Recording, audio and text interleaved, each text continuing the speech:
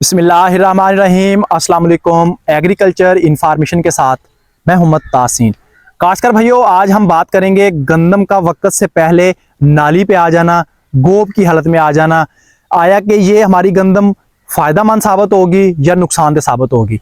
तो इस हवाले से जो है मैं फार्मर के साथ इन्फॉर्मेशन शेयर करूंगा। तो इन्फॉर्मेशन जानने से पहले मेरी गुजारिश है कि चैनल को अभी तक सब्सक्राइब नहीं किया, चैनल को फ़ौरन सब्सक्राइब कर दें ताकि हर नई आने वाली इन्फॉर्मेशन आप तक बआसानी पहुंच सके।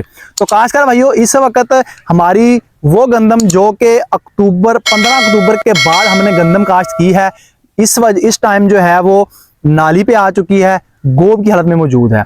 आया कि ये फार्मर्स रात इस चीज को जो है इसका बार बार पूछ रहे हैं कि वक्त से पहले गंदम का नाली पे आ जाना, गोब की हालत में आ जाना, आया कि ये फार्मर्स के लिए फायदेमंद साबित होगा या नुकसानदेह साबित होगा। जाहिर बात है, हमारी गंदम की फसल है, अगर उसने फर्ज करें कि उसने 8 टिलर बनाए हैं, तो उनमें से अगर 3 पे या 4 पे सिट्टा निकला है, 3-4 पे अभी तक वो है वो नीचे रह गए हैं, सारी बात है हमारे लिए नुकसान का बायस है। तो फार्मर आपसे ये गुजारिश है कि हमारी गंदम की फसल जो है वो इस वक्त जो उसके प्राइमरी टिलर थे, जो पौधे की बुनियाद से निकले हैं पहले टिलर, वो इस वक्त जो है वो सिट्टे पे आ चुके हैं, इस वक्त गोब की हालत में मौजूद हैं, नाली पे आ गए हैं। जो उसके साथ सेकेंडरी टिलर जो बाद में टिलर्स निकले हैं, वो जो है वो नीचे रह गए हैं, उन पे कामयाब सिट्टा बनना इस वक्त नामुमकिन है। उसको हमने कामयाब किस तरह बनाना है? जो बाद में टिलर्स निकले हैं, बाद में शगुफे जो निकले हैं, उनको हमने कामयाब किस तरह बनाना है? जो आपने खाद प्लान पहले कर लिया है वो ठीक है। इस वक्त जिन प्लाट्स पे जो है वो नाली आ चुकी है और गोब की हालत में इस वक्त हमारे प्लाट्स मौजूद हैं, फार्मर आपसे ये गुजारिश है कि वो 1 बैग नाइट्रोफास या आधा बैग जो है वो आप यूरिया का इस्तेमाल करें, ताकि हमारे जो सेकेंडरी टिलर हैं, बाद में निकले जो टिलर नीचे इस वक्त दब चुके हैं, छोटे टिलर रह गए हैं, उनको हमने कामयाब बनाना है, उनको हमने खुराक देनी है। जब ये आप 1 बैग नाइट्रोफास या आधी बोरी यूरिया की अगर आप गंदम की फसल को देंगे, तो जो खुराक है वो सेकेंडरी टिलर्स को मिलना शुरू हो जाएगी। वो प्राइमरी टिलर के साथ ही है, वो भी अपनी बढ़ोतरी का जो है वो प्रोसेस शुरू कर देंगे। जैसे उनकी बढ़ोतरी होगी, वो भी जो साथ में जो है वो गोब की हालत में आ जाएंगे और साथ में जो है वो नाली पे आना शुरू हो जाएंगे।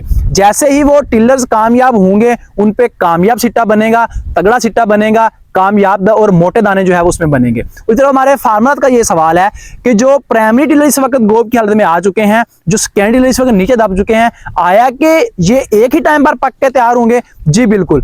ये प्राइमरी टिलर और सेकेंडरी टिलर जो इस वक्त सिट्टे की हालत में मौजूद हैं या इस वक्त गोब की हालत में आ चुकी है, हमारी गंदम नाली पे आ चुकी है, जो नीचे से नए शगुफे हैं, अगर हम उनको खुराक दे देंगे तो ये निचले वाले जो शगुफे हैं, ये पहले वाले शगुफों के साथ ही तैयार होंगे।